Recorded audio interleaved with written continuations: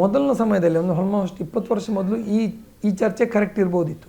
ಇವತ್ತಿಗೆ ನಾವು ಹೇಳ್ತೇವೆ, ನಾವು ಕಾಯಿಲೆಯನ್ನು ತೆಗೆದಾದ ನಂತರ ನಮ್ಮ ಪ್ಲಾಸ್ಟಿಕ್ ಸರ್ಜರಿಯ ಮೂಲಕ, ಅಂದರೆ ಕಾಲಿನ ಚರ್ಮ ಅಥವಾ ಕಾಲಿನ ಮೂಳೆಯ ರೀತಿಯಿಂದ ನಾವು ಹೊಸ ದವಡೆ, ಹೊಸ ನಾಲಿಗೆ ನಿರ್ಮಾಣ ಮಾಡಿ, ಪೂರ್ತಿಗೆ ನಾಲಿಗೆ ತೆಗೆದವರಲ್ಲೂ ಕೂಡ ಪೂರ್ತಿ ಹೊಸ ನಾಲಿಗೆ ನಿರ್ಮಾಣ ಮಾಡಿ ಅವರನ್ನು ಮಾತನಾಡಿಸುವಂಗೆ ಮಾಡಿದ್ದೇವೆ.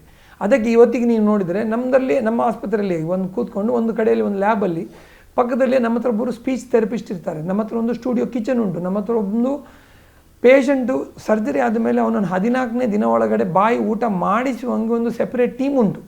ಅವರ ಕೆಲಸ ಬರೇ ಮಾತ್ರ ಅವನಿಗೆ ಬಾಯಲ್ಲಿ ಊಟ ಮಾಡಿಸೋದು, ಅವನನ್ನು ಮಾತನಾಡಿಸೋದು, ಇದು 2 ಕೆಲಸ ಇರುತ್ತೆ ಅವರಿಗೆ. ಅದಲ್ಲದೆ ರೊಬೋಟಿಕ್ ಸರ್ಜರಿ ಬಂದ ಕಾರಣ ಇನ್ನೂ ಅದರಲ್ಲಿ ಕೆಲವೆಲ್ಲ ಹೆಲ್ಪ್ ಬಂದಿದೆ. ರೊಬೋಟಿಕ್ ಸರ್ಜರಿ ಮೂಲಕ ಕೆಲವೊಮ್ಮೆ ನಾಲಿಗೆ ತೆಗೆಯಬೇಕಾಗುವಂಥ ಸಂದರ್ಭದಲ್ಲಿ ನಾವು ನಾಲಿಗೆ ತೆಗೆಯದಂತೆ ಸರ್ಜರಿ ಮಾಡಿ ಅವರು ಬೇಗ ಡಿಸ್ಚಾರ್ಜ್ ಮಾಡಿ ಮತ್ತು ಒಳ್ಳೆಯಾಗಿ ಗುಣ ಹೋಗುವ ಹಾಗೆ ಪ್ರಯತ್ನಗಳನ್ನು ಮಾಡಿದ್ದೇವೆ.